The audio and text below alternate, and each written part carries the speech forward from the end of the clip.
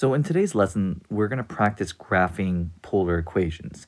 And honestly, once we do one of these, you'll pretty much get the hang of it, and you'll see that it's just a lot of plug and chug. We're just going to be entering values into a calculator, and you'll really be able to get the hang of it and do the rest. So I'm going to model one for you, and I will go ahead and post the graphs for the rest of these in both the classroom and in our class locker. So you can go ahead and take a look at those. But I really feel like once you do one, you'll be fine. Again, I encourage you to have one, the notes printed out in front of you so that you're not trying to draw this freehand, and two, just having access to a graphing calculator to one, get the values pretty quickly and efficiently, but also be able to check your values and check your graphs also would just be beneficial for you. So if you have all those in front of you, let's give this a go. So first of all, we have our polar axes right in front of us. So like I always recommend, we're going to go ahead and start by labeling our polar axis. So I'm going to go through and I'm just going to label these. Now, the polar equation that we're given right here is r is equal to 2 plus 4 sine theta, and this is a limousin.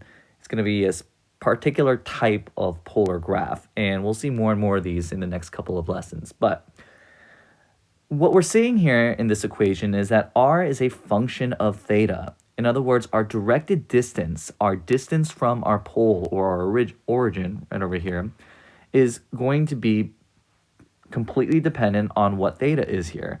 As theta changes, as theta increases from 0 to 2 pi, we're going to be doing different things to it. We're going to be multiplying it by 4 times sine theta plus 2. So you can do this stuff manually, and you can also just quickly enter in these values in your calculator, but just take a moment right now and just think about what the first value would be. When theta is equal to 0, sine of 0 would just be 0 times 4, still 0, plus 2, and we get 2 here. Now, we've got pi over 12 as our next value, and since that's not a value or an angle that we're used to working with on our unit circle, let's just go ahead and evaluate the rest of these just using a calculator. So take a moment and pause the video right now and just go ahead and see if you can just crunch the next couple of values below. So if you went ahead and did that, you should get, and let's just round to 2 decimal places, something like this. And I'm just going to go ahead and enter the rest of these values so we can just start plotting them.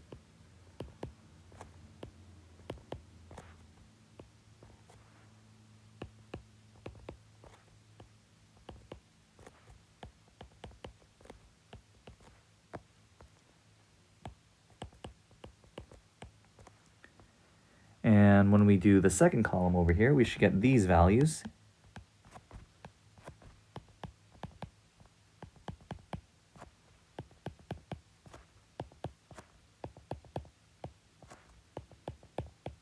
And I might have said 2 decimal places, but I'm seeing as I went along that just 1 decimal place would have just been fine. But here, let's just do that. Otherwise, we're going to get something a little bit larger.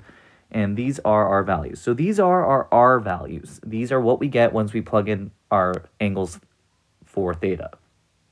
Now, let's just go ahead and start plotting them. Let's do the first couple. So when our angle is theta, or excuse me, when our angle is 0, our R value is 2. So we're going to plot a point right over here. There's 2. When theta is equal to pi over 12, we get 3.04. So we're going to just plot a point that goes a little bit after 3 there. When we get pi over 6, our R value is 4. Pi over 4 is going to give us 4.8, which is right around there. Pi over 3 gives us 5.5, which means we're going to jump right around there. 5 pi over 12 is going to give us 5.9. So really darn close to 6. Oops. And then right over here, we're going to get this value. And I'm not going to call out every single one, but you should then proceed to get these values, and you'll notice, and hopefully you'll notice, that they seem to right now have some level of symmetry. So we're at 4.8, if I'm not mistaken. And this would be 4. And then this is a little over 3. And then back down here, we're at 2. So you could go ahead and start plotting the rest of these points, or you can start connecting all of the dots. I kind of recommend doing them a little bit in chunks, just because you're going to see in a bit that they might start overlapping, and it's good to not get too bogged down with where they might be. But we're just going to go ahead and connect the dots. Now, when we're connecting these dots here, you'll notice that I'm not doing straight lines. I'm actually curving them. And that's honestly and maybe unfairly, because I already know that these graphs are curved. You don't know that just yet because you haven't really worked with too many of these. But if I were to decrease my step size, in other words, if I wanted to plug in a very, very small angle, like 1 degree here, or whatever that might be in radians, I would get more and more points that would actually lie on these. And we would, connecting a bunch of these very small lines, we would actually get something that resembles a curve. So you're just going to kind of have to take my word for it, or you could go ahead, if you don't believe me, and just start plugging in very small angles for theta and connect those dots that way. But you're going to see that after a while, we're going to get something that really just starts curving like this. Okay?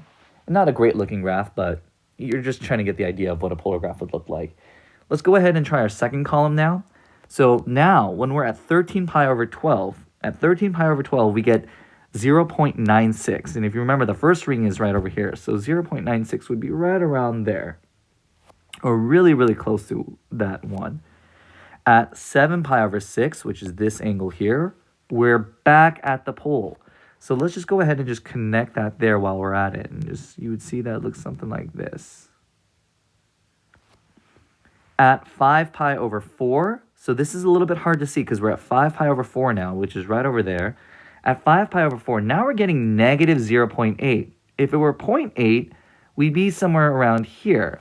But because, if it were 0.8, we'd actually be somewhere around here. But because it's negative 0.8, we want to remember, reflect over the curve or the pole, and we should actually be right there. And you're going to see that the rest of these values now are, or for the next couple of them, are also going to be negative. So at 4 pi over 3, we get negative 1.5, which is here. 17 pi over 12, we're at negative 1.9. 3 pi over 2 is going to be negative 2. And we're going to just keep going. Again, we're starting to see some symmetry there as well. And then we're back at 0. So if we connect the dots that way, we're going to start to see something that looks more like this. And actually, wasn't really happy with how that last one looked. Something like that. So now we're ready to move on to the next couple of angles. And so I think the only ones that we were left at were 23 pi over 12, which should be 0.96. So again, this is my angle, 23 pi over 12. Since we have 0.96, which is again really close to that one right over there. And at 2 pi, which is right over here, we're back at 2. So we would get this. So that, ladies and gentlemen, is a limacon. And if we were to follow the order in which these points were plotted, notice we didn't start at the pole. We actually started here at 2. So this is the direction actually that we moved. Oops. We went this way. Okay. Let me do that one more time. So we started at 2. And we ended back at 2. So that's what's a little bit tricky about some of these polar graphs, is that we won't always start at the pole. In fact, it won't, just by looking at the graph itself, it's not always going to be clear to us where exactly was the quote-unquote starting and ending point for our angles from 0 to 2 pi. But the process of actually creating these polar graphs aren't too bad. We're just going to have to plug in some angles, see what our outputs are for our values are, and just go ahead and plot them. Take a moment right now, try the rest of them, and then check them with the graphs that I have a little bit later. And I know this was a little bit of a shorter lesson. Fortunately, it's not too bad of a lesson for today.